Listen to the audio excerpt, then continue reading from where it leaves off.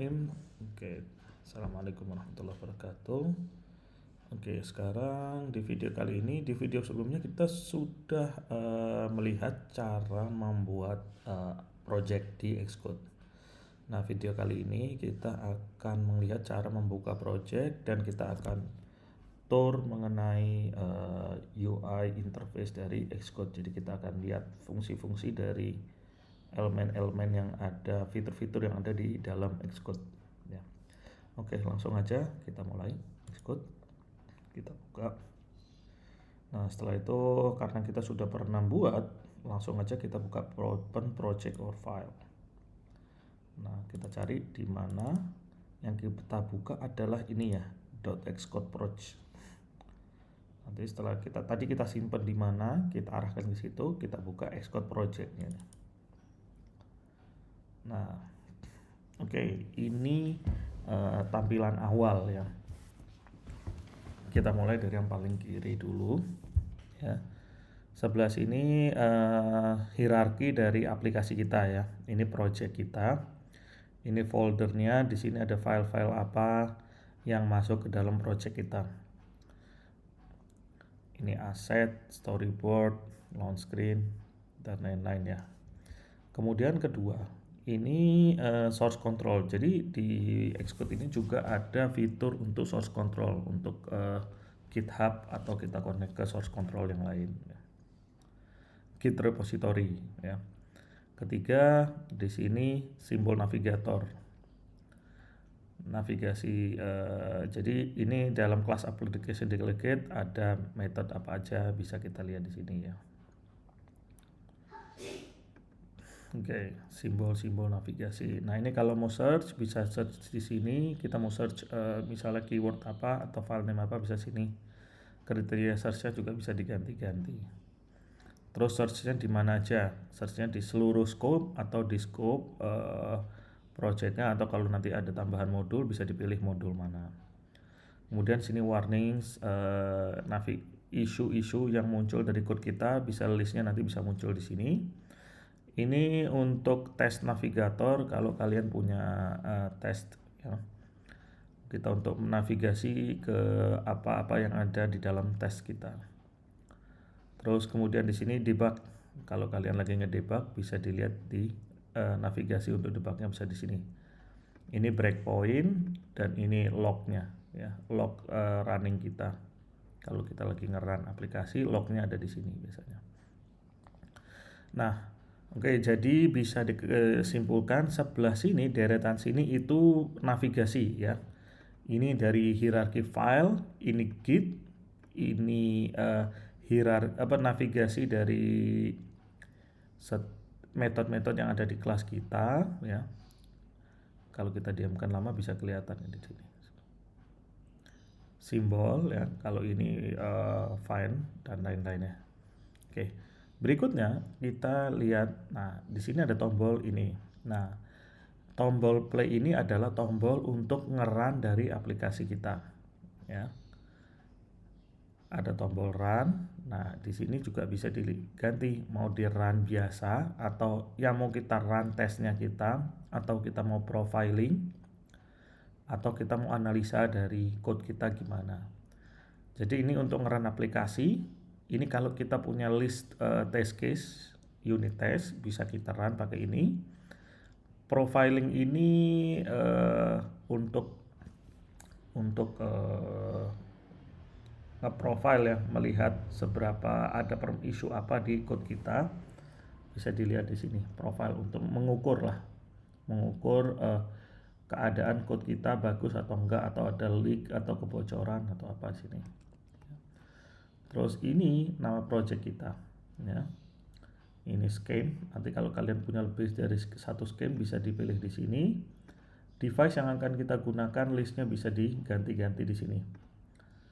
Untuk pemula biasanya yang sering kita otak-atik itu device dulu ya, karena rata-rata pemula yang baru mulai belajar Xcode itu scheme-nya masih satu, tapi dia bisa ngetes di berbagai ukuran device. Jadi yang paling sering diganti-ganti itu biasanya di bagian device. Di sini nanti build-nya itu build statusnya gimana, failed atau sukses bisa dilihat di sini, timingnya, terus di sini ada berapa error ya. Oke, itu yang UI tengah. Bagian kiri ini bisa kita lihat setiap file ya, nanti ada propertiesnya, atributnya, itu bisa dilihat sini. Jadi setiap file misalnya ini kita set. Nah, di sini itu atribut dari file tersebut itu bisa dilihat di section kanan ya. Nah, dia targetnya kemana, terus ini apa nih misalnya, ini inspektor, history inspektor, dan macam-macam ya. Misalnya ini storyboard, ini view controller.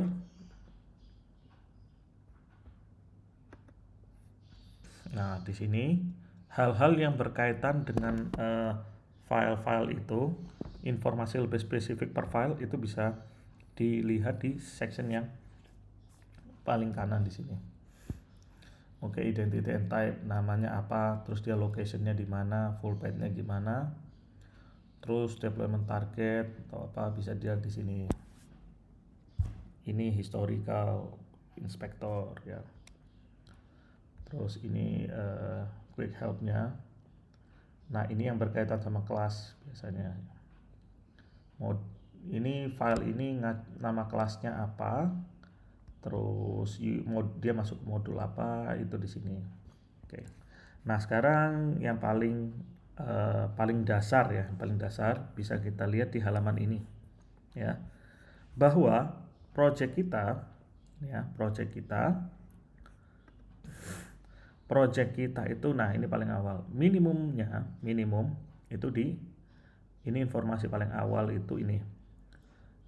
Aplikasi ini, project ini hanya bisa berjalan pada device yang iOS-nya minimal 16.2. Waduh, berarti ini harus device yang baru. Kita kepingin juga aplikasi ini bisa jalan di device yang lama. Caranya gimana? Tinggal kita buka listnya. Nah, kita mau kasih limit aplikasi ini minimum jalan di iOS berapa sih? Kepingin di iOS 14 paling kecil. Oke. Terus ini konfigurasi dasar dari setiap environment kita bisa kita set di sini. Tapi nanti ini ketika udah advance baru kita belajar ini.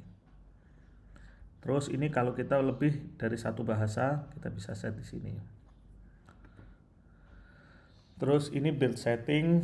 Jadi setting dari build itu bisa di set di sini. Package dependencies kalau kita ada package. Kemudian target itu juga sama, kita bisa macam-macam di sini ya. Device ya.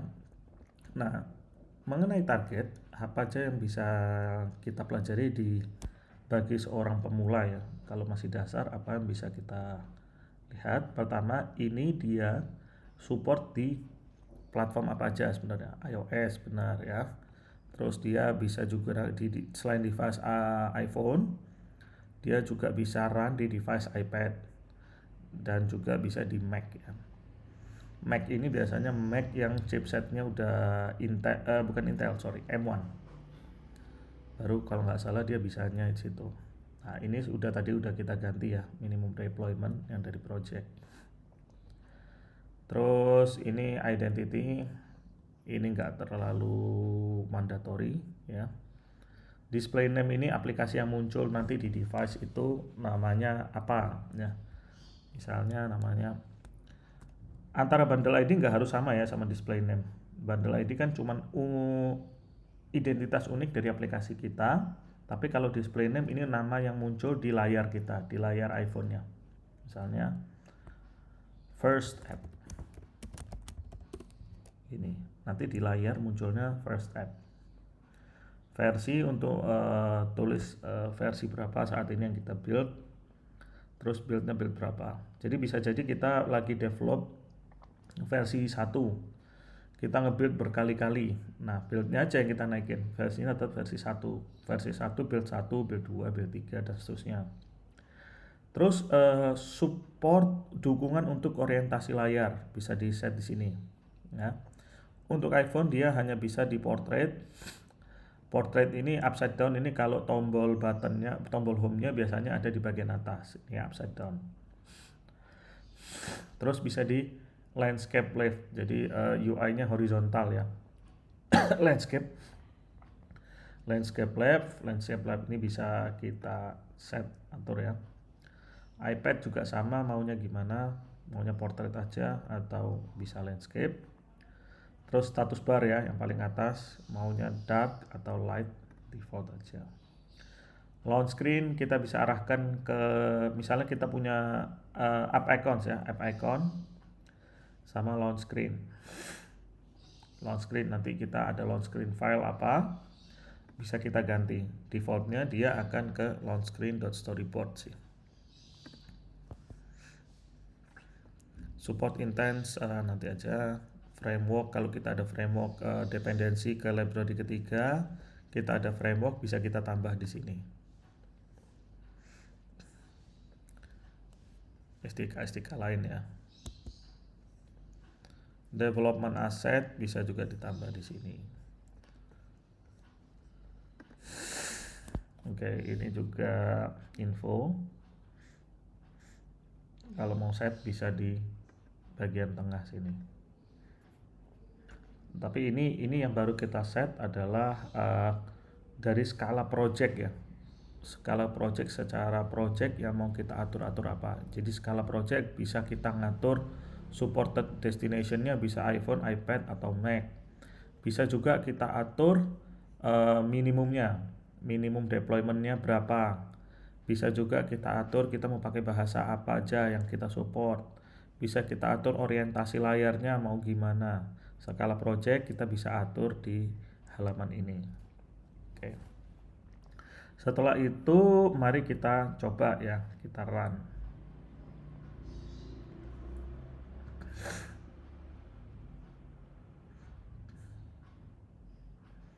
Gampang runnya, tinggal tekan tombol play gini. Oke, dia akan nge-build. Setelah itu simulatornya akan nyala. Nah, attaching to test app.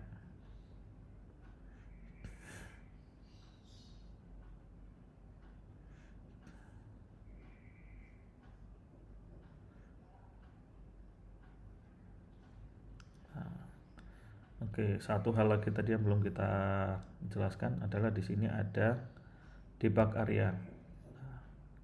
Kalau kalian lagi ngerjakan terus kepingin sambil debug, mau lihat lognya apa dari aplikasi kalian, itu ada di bagian UI section yang bawah sini. Sini ada debug areanya di sini.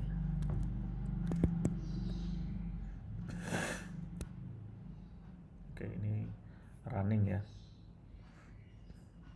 Biasanya di sini muncul lognya.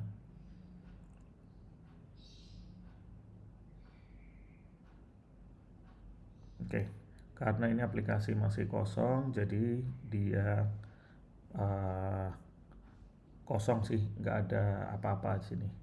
Nah, bisa kita lihat di sini dia sudah running, aplikasi ini sedang berjalan.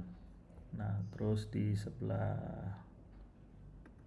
mana, di sebelah, bukan yang sini. Nah, ini bisa kita lihat nih penggunaannya seperti apa ya, penggunaan memorinya seperti apa, penggunaan disknya, network, penggunaan CPU-nya berapa dari ketika kita menjalankan aplikasi ini, bisa kita pantau di sebelah sini ya. Ini namanya apa ini? Debug Navigator. Oke, itu tadi sekilas mengenai pengenalan Xcode ya.